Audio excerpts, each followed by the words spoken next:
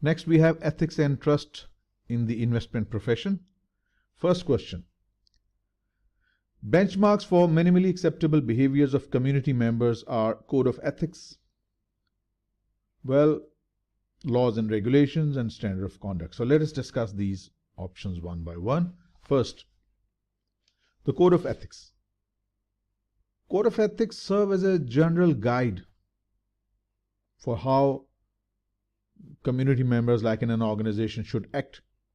They simply inform the organization values and overall expectations from the staff members or the members of community in general, but they do not identify specific behaviors required of community members. We are looking for some specific minimally acceptable behavior. So in code of ethics, it's just general. They do not specify the expected behavior from the community. So then laws and regulations.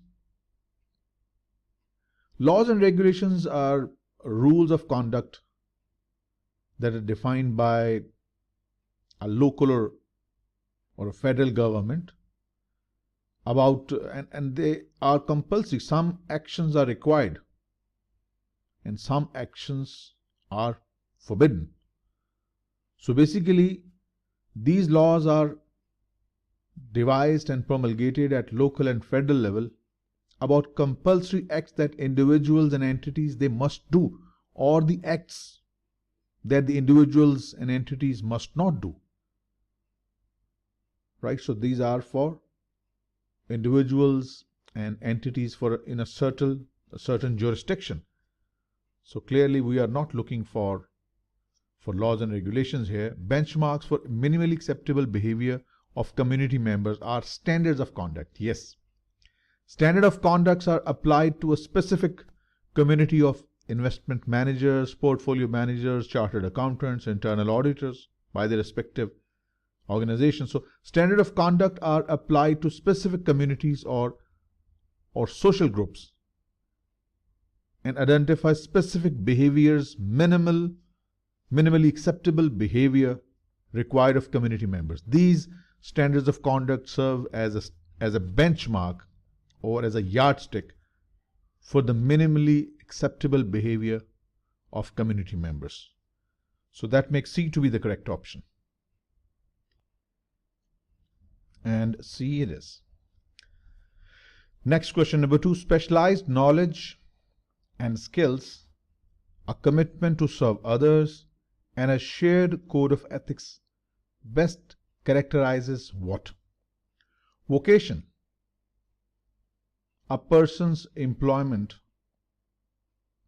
or main occupation. Yes, we do have specialized knowledge and skill in vocation. A commitment to serve others, well, maybe in some cases, but a shared code of ethics, that is not present. Wrong. So that's present in a profession. A profession is the final evolution form of occupation and vocation. So we can say vocation is the base, evolves into a particular occupation, and then it evolves into a profession. So basically, profession is the final evolved form of an occupation or vocation. Profession has several characteristics that makes it different from an occupation or vocation. Profession requires specialized knowledge, yes. Requires skills, yes. Service to others, yes. As well as a code of ethics by its members like ACCA, American Institute of Certified Public Accountants, Institute of Internal Auditors. So this results from excellence in practice and compliance with the code of ethics. And of course, that makes B to be our correct option. Next. Which of the following best identifies an internal trait that may lead to poor ethical decision making? Let's move in the reverse order. Promise of money or prestige. Promise of money or prestige is a situational influence. It's a situational influence that can lead to faulty decision making. Loyalty to an employer. Again, loyalty to an employer is a situational influence that can result in faulty decision making. Overconfidence, yes, this is inherent, something inside you. An overconfidence bias can lead individuals to put too much importance on internal traits or intrinsic motivation, such as their own perception of personalness. I believe I'm very honest, so whatever I will do will be fine for the firm and for the profession. So having this overconfidence over myself, over my honesty and uprightness, this could lead to faulty decision making. So this is something that we call it internal. So that makes A to be our correct option. Next, situational influences in decision making will most likely be minimized if strong compliance programs are in place. Okay, let's discuss.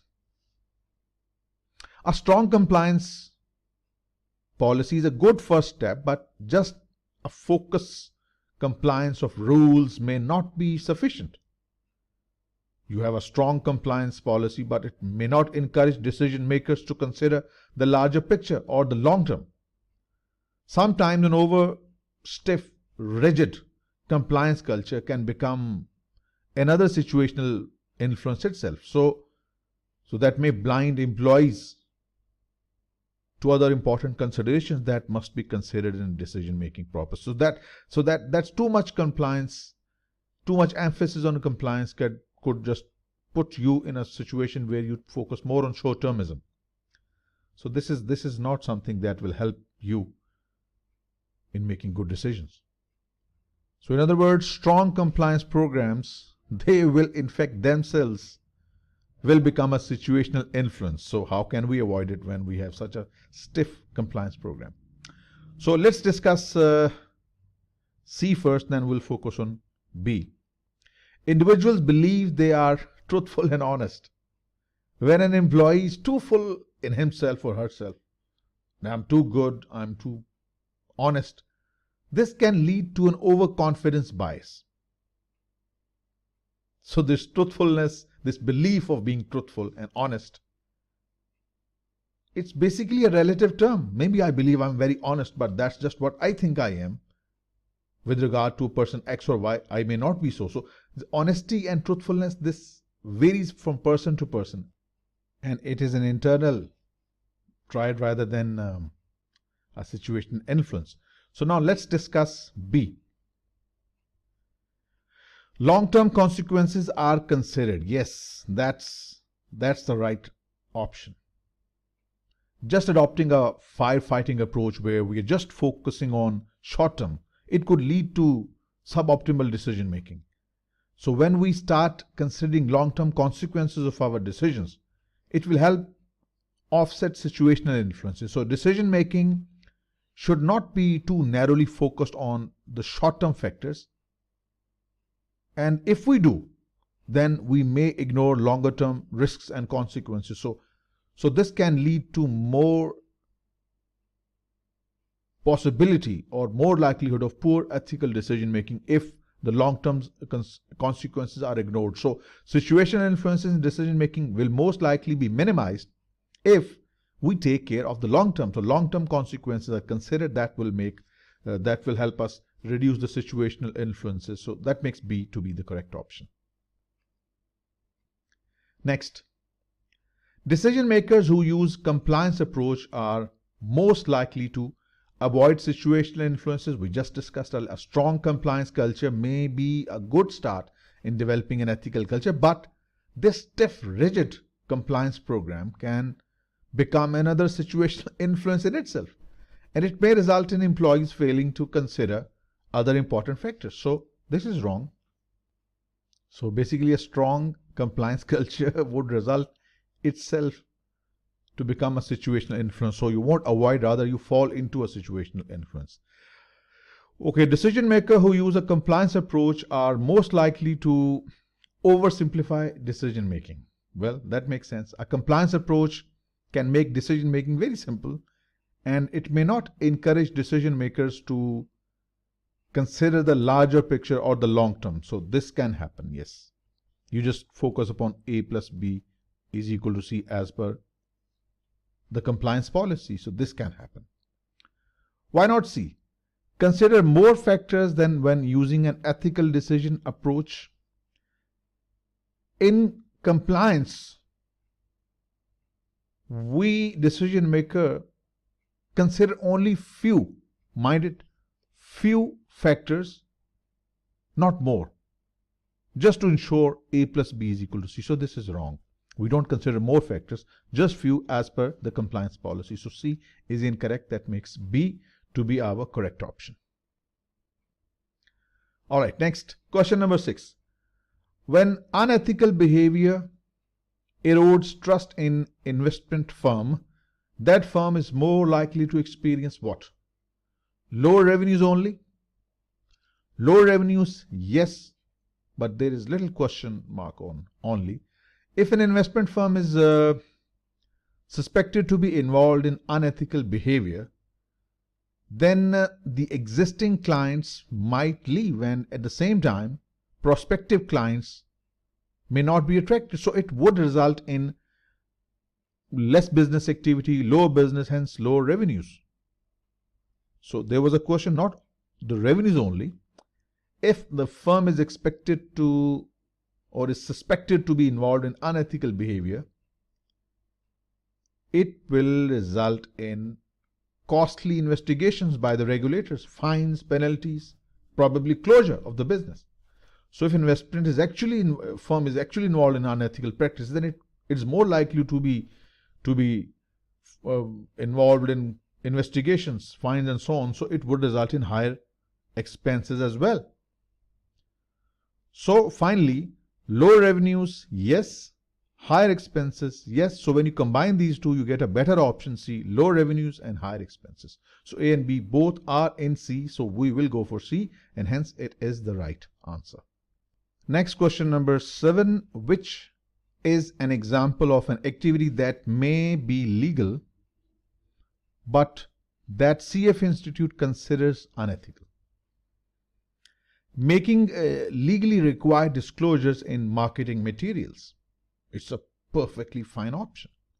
You are following the legal disclosure requirement of a particular jurisdiction, so this is perfectly fine as per the law, as per the CFA Institute's guidelines. Then B, trading while in possession of material non-public information. Now this is interesting.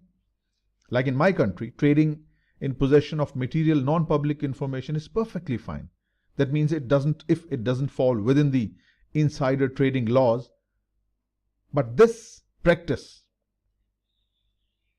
trading while in possession of material non-public information, it is considered unethical by the CF Institute. Let's say not just in my country, but in many countries, trading while in possession of material non-public information is not illegal per se, is not prohibited by law, unless, of course, it is hit by insider trading laws. But such a practice is not desirable by the CF Institute ethics. So, but your CF Institute considers such trading unethical. So look no further. C, B is the right option. Let's discuss C as well. Disclosure by an employee of his or her own company's dishonest activity. Well, if you are an employee and you make such a disclosure, it is both legal, because you may be legally required to disclose under the law, and not unethical as per CF Institute. So disclosure by employees perfectly fine as per the law, as per the CFA Institute. It's not an unethical practice. Next, we have question number 8. An ethical decision-making framework will most likely include a predetermined uniform sequence. Well, that is not possible to foresee and hence set up a predetermined uniform sequential framework. Totally a ridiculous option. Ethical decision-making framework is hardly A plus B is equal to C, so that's clearly not the right option. focus exclusively on confirmable facts and relationship, again a ridiculous option. A decision maker needs to consider more than confirmable facts and relationships. Things are hardly as simple as A plus B is equal to C in ethical decision making, so this is wrong as well. Then it has to be C. Click C and move on, but let's discuss. Help avoid a decision that has unanticipated ethical consequences. Yes, that's why we need an ethical decision making framework that helps us avoid a decision that has unanticipated ethical consequences, because using an ethical decision making framework will help develop sound judgment and decision making skills, and then you can avoid putting yourself in trouble by making decisions that have some ethical consequences for you. So the decision making process in ethical decision making is a repetitive, iterative process with many rounds before a final decision is made, because things are hardly as straightforward as A plus B is equal to C. Right? So that makes C to be the correct option. Moving on. High ethical standards are distinguished or distinguishing features of which of the following bodies? Craft guilds. What are craft guilds? Occupational associations that usually comprise all the artisans and craftsmen in a particular branch of industry or commerce. Now, do we have such ethical standards for such a large occupational association? Absolutely not. Do we have such standards for trade bodies? Absolutely no. For professional bodies, yes. High ethical standards distinguish professions like ACCA, Institute of Chartered Accountants in England and Wales, Institute of Internal Auditors are members of all these, from the craft guilds or trade bodies. Professional bodies like these I have named, they have a mission to serve society and they enforce professional conduct rules for practicing chartered accountants, for example. So that makes C to be the correct option.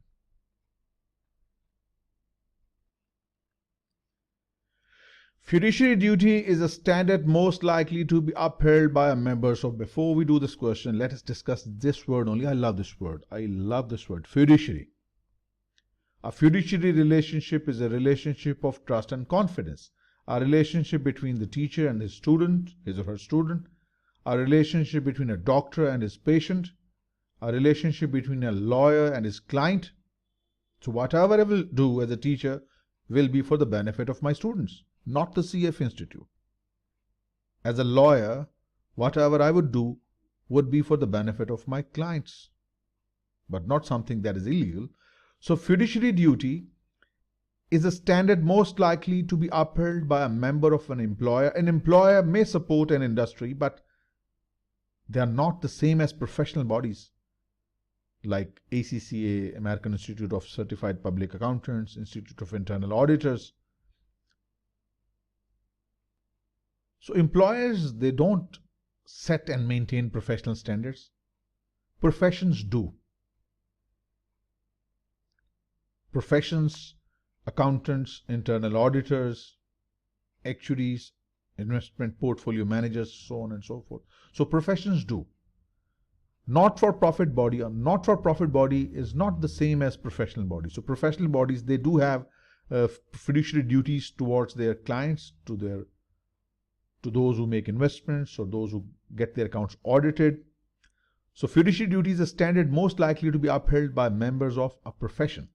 So that makes B to be the correct option.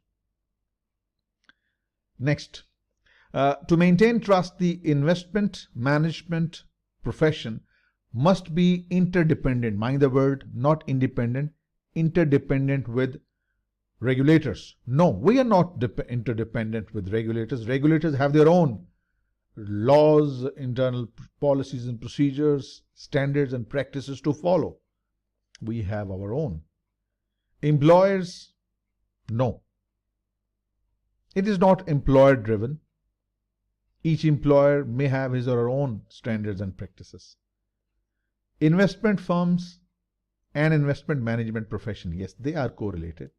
The investment management profession and investment firm must be interdependent to maintain trust. They go side by side, and yes, they are interdependent, so that makes C to be the correct option. When an ethical dilemma occurs, an investment professional should most likely first raise the issue with what? With whom? There's a step-by-step approach that is something similar to we do in CMA ethics. CMA also has a certain section related to ethics. Similarly, like ACC, every professional accountancy body, they have their own ethical codes and ethical standards. So we normally follow a step-by-step approach. First, we look within the firm. When you face an ethical dilemma and you're not sure what to do, then first step is you should discuss this issue internally with a senior employee, not the mentor outside the firm, or professional body hotline. We do have hotlines, IMA ethical hotline, Institute of Internal Audit hotline, we have Institute of Chartered Accountant. Every professional body, the major professional body, they have a hotline where you can call, give the details of the ethical concern you're facing and get the resolution. But normally this is not one of the first steps. This is what you can discuss the issue with someone within the firm, the senior individual within the firm. It will basically provide you with an opportunity for an independent internal review. So C is the right option. And that ends this reading.